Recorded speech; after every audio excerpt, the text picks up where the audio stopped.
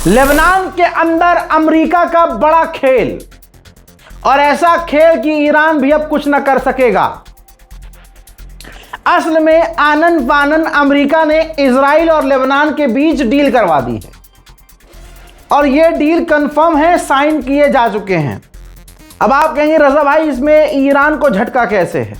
जी, Iran को झटका यह है कि जब लेबनान का राष्ट्रपति ही, लेबनान की सरकार ही हरामीपना कर देगी, तो इसमें आप और हम क्या कर सकेंगे? बात जायज़ है कि नहीं भाई? अगर सामने वाला खुद ही अपने पैर पे कुल्हाड़ी मार ले तो उसमें आप और हम क्या कर सकते हैं? भाई ईरान की मांग थी कि लेबनान से इजराइल बाहर निकले।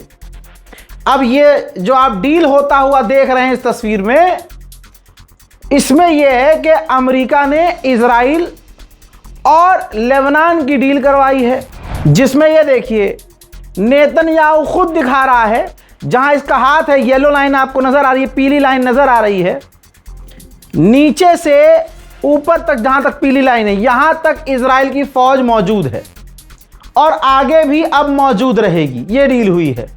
जो ऊपर का इलाका है, यानी दूसरा इलाका छोड़ दीजिए, जो निचले हिस्से को इजराइल ने दिखाया, नेतन्याहू ने दिखाया, अब वहां पर इजराइल की फौज परमानेंट रहेगी, क्योंकि शर्त यही है।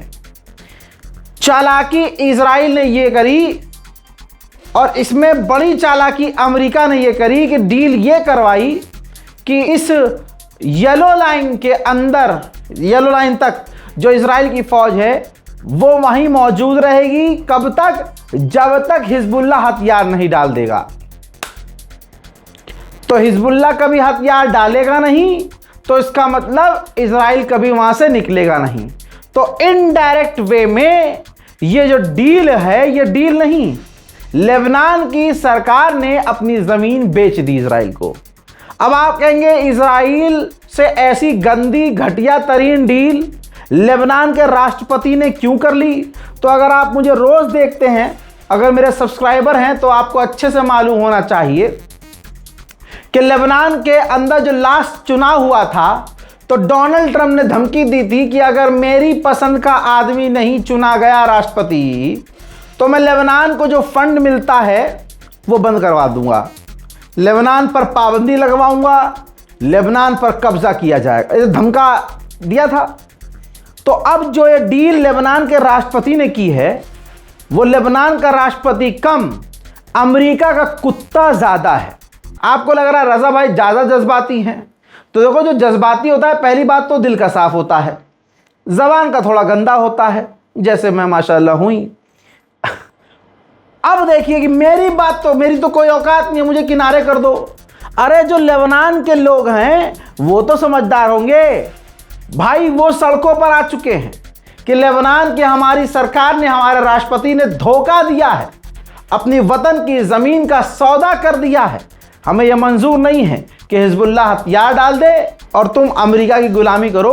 देखिए प्रदर्शन, हिंसक प्रदर्शन लेबनान में शुरू हो चुका है।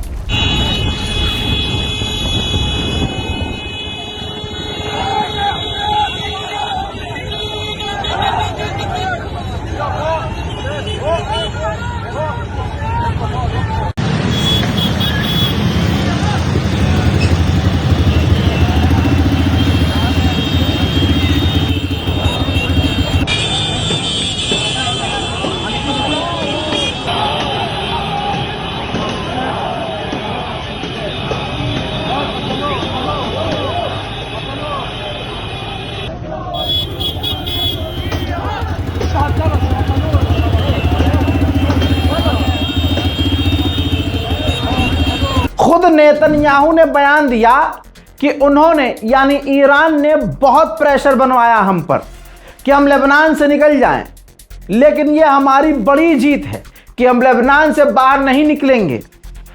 अब डील हो चुकी है और यह हमारी बहुत बड़ी जीत है।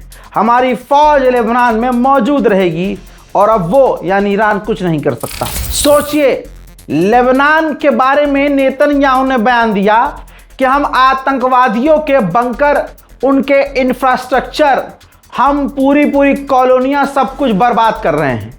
भाई आतंकवादी किसे कह रहा है? ये पॉलिटिक्स से समझ में नहीं आ रहा है आपको। अगर मोदी सरकार को कोई बुरा लगे, वो उसे मार दे, तो क्या कहती है? आतंकवादी थे। ठीक, ये अपनी तरफ से आतंकवादी होने का सर्टिफिकेट बांट देते हैं। ऐसे ही अमेरिका के लिए अगर चीन का कोई संगठन खतरा हो तो ये उसे आतंकी लिस्ट में डाल देते हैं।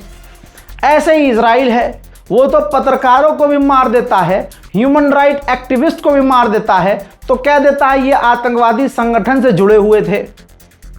तो ये तो सभी के साथ है। हमारे मुल्क को, हमारी सरकार को, फौज को जब दिखेगा कि सामने वाला हमारे लिए खतरा है तो वो आतंकी तो घोषित करेगी उसे। इजराइल को लगता है सारी दुनिया उसके लिए खतरा है। तवज्जो है? तो भाई अब ये कह रहा है कि लेबनान में हम उनके इंफ्रास्ट्रक्चर को तबाह कर रहे हैं और तबाह करते रहेंगे, हम बहुत ज़्यादा वहाँ पर तबाही मचा रहे हैं। अब सोचिए क्या बोले इसके लिए, लेबनान के लिए क्या बोले जब लेबनान का राष्ट्रपति ही गद्दारी कर गया हो। सोचिए नेतन्याहू ने यह तक कह दिया कि लेबनान की फौज को भी चेंज करना होगा, क्योंकि लेबनान की फौज में जिहादी हैं, हिजबुल्लाह से जुड़े हुए लोग हैं। मतलब जिस चीज़ से इसे खतरा हो हरामी को, उस पर कोई भी इल्ज़ाम लगा दिया जाए।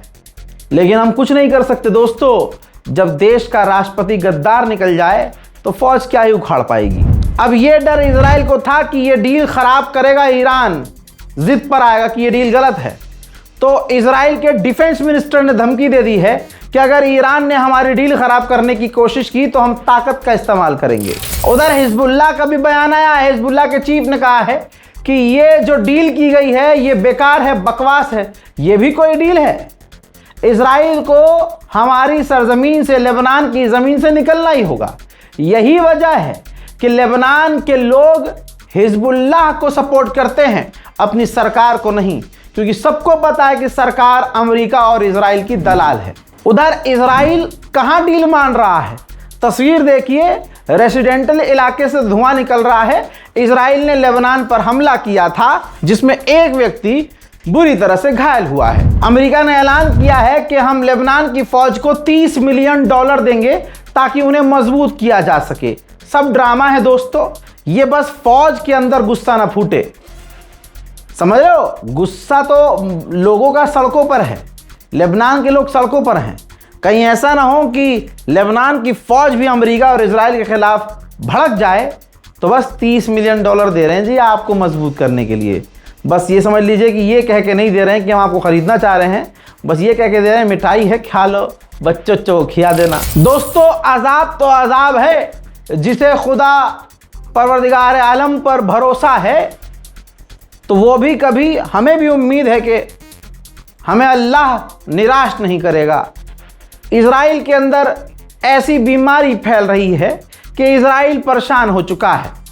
ग्राफ मैं दिखा रहा हूं, 7 अक्टूबर से पहले इजराइल के अंदर जो बीमारी थी साइकोलॉजिकल, ठीक है, जो दिमागी तौर की, जैसे नींद ना आना, घबराहट होना, पागलपन के दौरे पड़ना, बेचैनी रहना, सुकून ना आना, यानी कुल मिलाकर ये 5% था। लेकिन आज की तारीख में वो 5% से बढ़कर लगभग 28% हो गया है।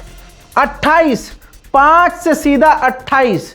ऐसी बीमारी इंसोमिया आप उसे कह सकते हैं, बेचैनी, बौखलाहट, सुगबुगाहट, ठुकठुकाहट, पता नहीं क्या जो भी है।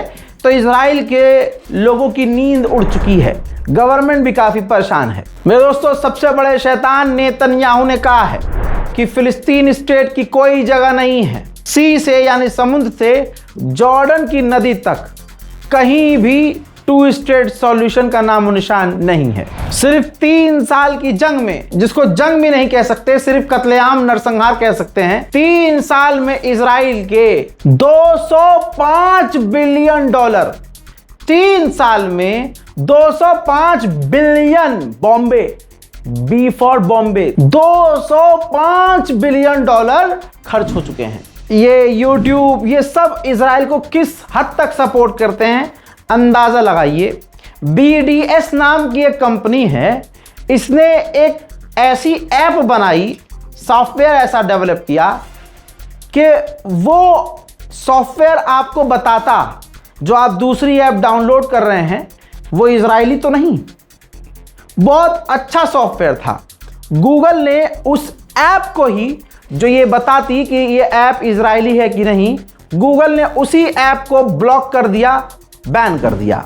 इजराइल का एक मेंबर ऑफ पार्लियामेंट, ये देखिए, फिलिस्तीन की लड़कियों के स्कूल में घुस गया।